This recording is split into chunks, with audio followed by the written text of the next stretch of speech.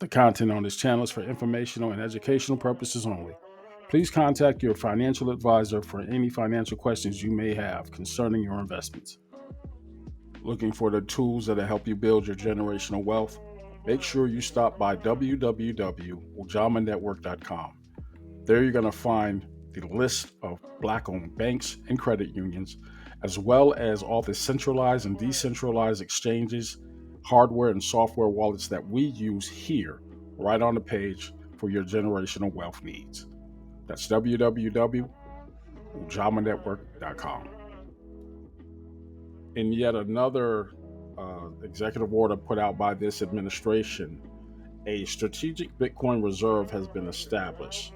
This is going to be administered by the United States Treasury, and how it's being funded is through all the assets, the crypto and digital assets that have been seized as a result of civil forfeiture or some type of penalty that is going to be levied against criminals who have engaged in different nefarious acts.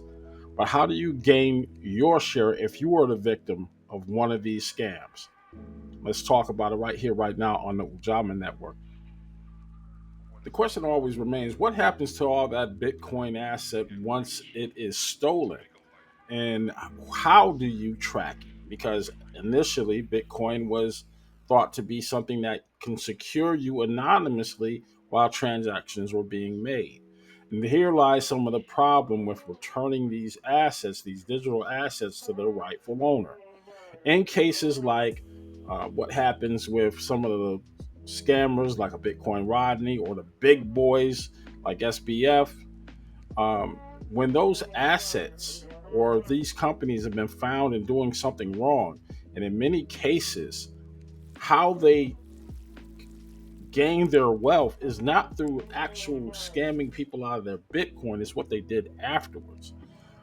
But there have been many times where the particular asset, in this case Bitcoin, was stolen right out of a person's wallet. Think Silk Road, or what we're going to be talking about now, Bitfinex. Now, what happened with that is that through nefarious activities, 120,000 Bitcoin were stolen. 120,000 Bitcoin. Now, in 2016, when it was stolen, Bitcoin was at what? Under 1,000, like $900 per token. If you were a holder of one of those 120,000 tokens, and it's $1,000, maybe you had 10 Bitcoin if you were lucky. How much is that worth today? Now, let's say it was at our all-time high of 87. I think it's around 89,000, or excuse me, $100,000, over $100,000. Let's just take, for example, today's price is like $87,000. If you were to get your money back, what you invested, are you going to receive the amount that it was worth back then or what it's worth now? Now, conventional logic will say that, hey, it's a Bitcoin, whatever it is back then versus now, give me my Bitcoin back. And I'll decide whether it is a USD amount or Bitcoin amount. Because see, there's where the problem comes up. In the recovery process, in this particular example, the Department of Justice was able to recover a good portion of those 120,000 Bitcoins back in 2022. But here we are in 2025, and even though the Department of Justice is like, hey, let's go ahead and return this Bitcoin back to Bitfinex so they can begin the process of making people whole again and returning their assets. It, ha- it hasn't happened yet. That money's still sitting there. Those Bitcoins are still sitting there. In comes this new strategic reserve. Think of it as a virtual Fort Knox being administered by the Department of the Treasury. And what it is a collection of every law enforcement agency that's ever seized some digital assets, and it's going to be deposited into the Treasury under the supervision of the Department of the Treasury.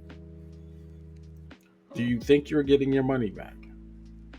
Let's say if you were one of those who had a single Bitcoin and it was $1,000 then, you have to start a series of processes just to begin to recover your assets. Let's go down the list on some of them. One of the first steps to do is report the incident as it happened. Whether you're local law enforcement or the FBI, you have to let somebody know, hey, I was robbed of this Bitcoin and I need to know what I need to do to get it back. That's your first step. After that, it becomes pretty much self-explanatory. You got to file a claim. And the claim process, as we alluded to in the other segment here on this video, that could take years. As of right now, 2025, that bit finance is still sitting on the table somewhere. And the assets are just sitting there appreciating in value. There has not been a whole lot of mention of how soon that $11 billion is going to get back into the pockets of the people who were wronged. And finally, what they want you to do is contact a lawyer.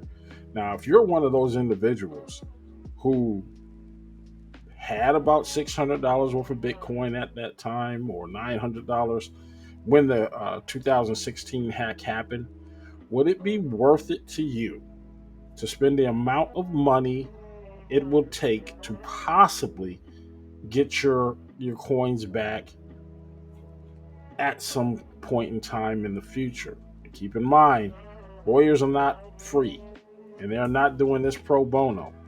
And if they know that you have at least one or two Bitcoin out there, that's at least $180,000. Now, would it make sense to have that money that you spent back in 2016 and the government give you restitution or a USD equivalent?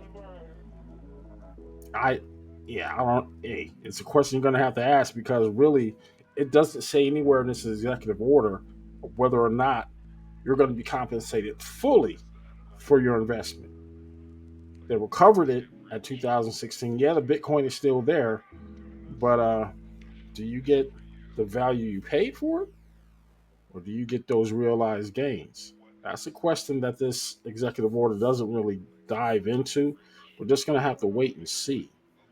There's a lot more going on with this executive order than we can shake a stick at. But I tell you this, it makes the case for making sure you have one of these. And this is a hardware wallet. That alone, having your cryptocurrency on an exchange that can be hacked or pulled off without you knowing, that makes the case for hardware wallets in itself. And we talked about that in other videos. But let me know what you think. Uh, Leave your comments below. I'd like to talk to you later.